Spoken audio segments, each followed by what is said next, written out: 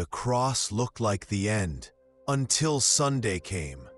The nails, the crown of thorns, the darkness at noon, it all screamed defeat.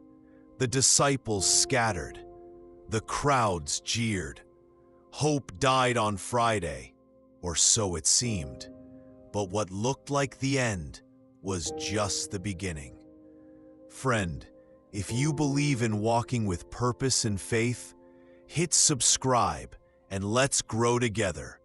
Because today, we're talking about how Jesus turns defeat into destiny. Maybe you're sitting in your own Friday moment right now. Maybe the job ended, the relationship shattered, the diagnosis came in, or the dreams you once held so tightly slipped through your fingers like dust. You've prayed, cried, questioned, and now you're just trying to breathe through the silence. But hear me, Sunday is still coming. God has a habit of doing His greatest work in the darkest places. He lets graves become gardens. He lets prison cells shape prime ministers. He lets ashes become beauty. Just look at Jesus. The cross was the ultimate symbol of shame, torture, and finality. The people watching didn't see a Messiah winning a battle. They saw a man crushed, mocked, pierced. But 3 days later, the stone rolled away. The tomb was empty, and what looked like the end became the launch point for a movement that would change eternity. That's resurrection power. And it didn't stop with Jesus. Let's talk about Joseph. He was the dreamer, favored by his father, gifted with vision, but thrown into a pit by his own brothers, sold as a slave, falsely accused, forgotten in prison. Years of waiting, years of wondering if God had forgotten him. But through it all, God was weaving something bigger. Joseph didn't see it at first, but every setback was a setup. The pit prepared him for humility. The prison taught him leadership. The palace, that was his destiny. Because when famine hit the land and the very brothers who betrayed him came begging for food, Joseph didn't just survive. He saved a nation. He said, "You intended to harm me, but God intended it for good, to accomplish what is now being done." Genesis 50:20. Pain wasn't the end. It was the process. And what about Job? A righteous man who lost everything: his wealth, his children, his health. His friends turned into critics. His wife told him to curse God and die. And for chapter after chapter, it seemed like heaven was silent. But God was not done. Job's story ends with restoration, double what he lost. Not because he earned it, but because God was writing something that pain couldn't erase. Friend, I don't know what chapter you're in. Maybe it's the loss.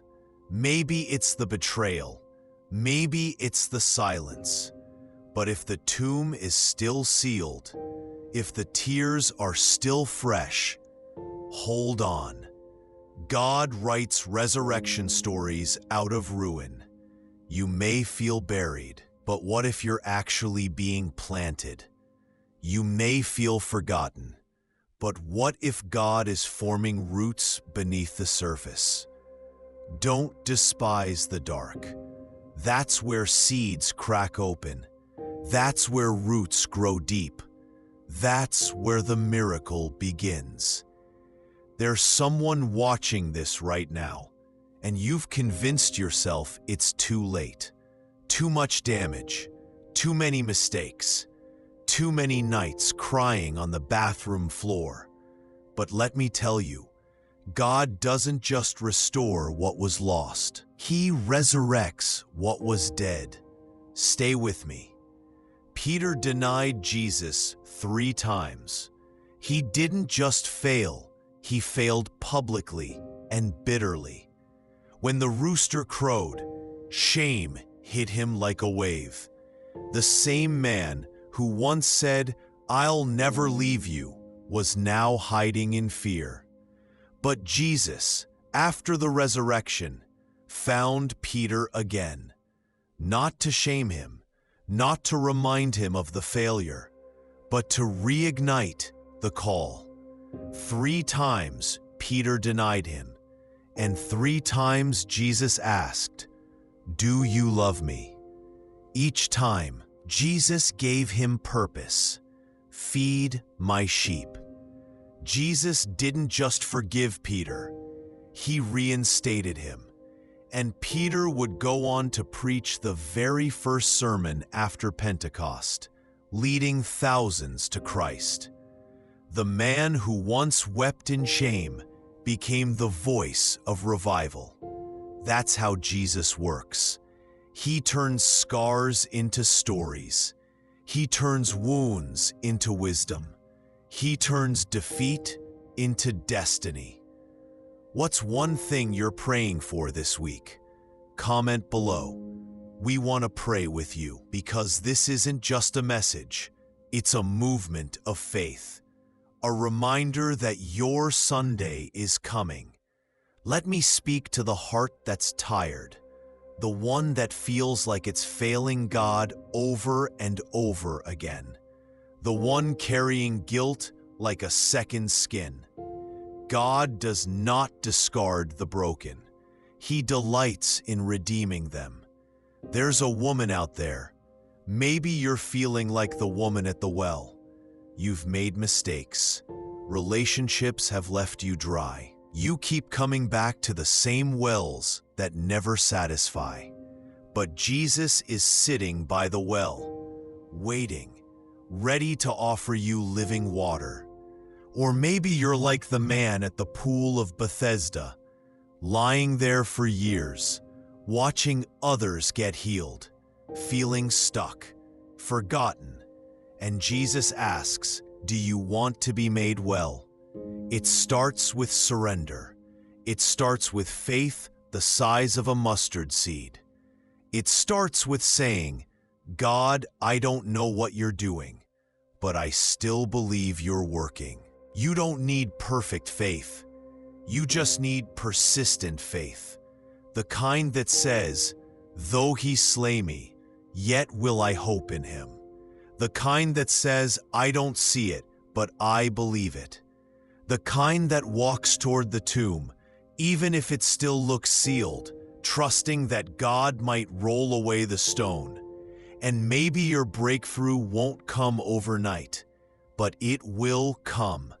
Because resurrection is not just an event, it's a person. Jesus said, "I am the resurrection and the life." When he walks into your story, nothing stays buried. So don't stop believing. Don't stop praying. Don't stop hoping. God specializes in comebacks, and you're not disqualified. You're not forgotten. You're not too late. You're just in the middle of the story. Remember, Jesus didn't skip the cross. He went through it. There is purpose in the pain. There is meaning in the mess. Your tears are not wasted. Your waiting is not empty. God is building something eternal in you. So rise again, not in your own strength, but in His grace. Not because you feel ready, but because He says it's time. Your past may explain you, but it doesn't define you. Your failure may shape you, but it doesn't limit you.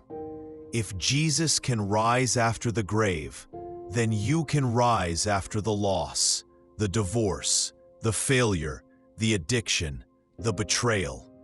The enemy thought it was over, but the stone is rolling. The light is breaking in, and your destiny is being resurrected. If this message touched your heart, please like and share it with someone who needs hope today.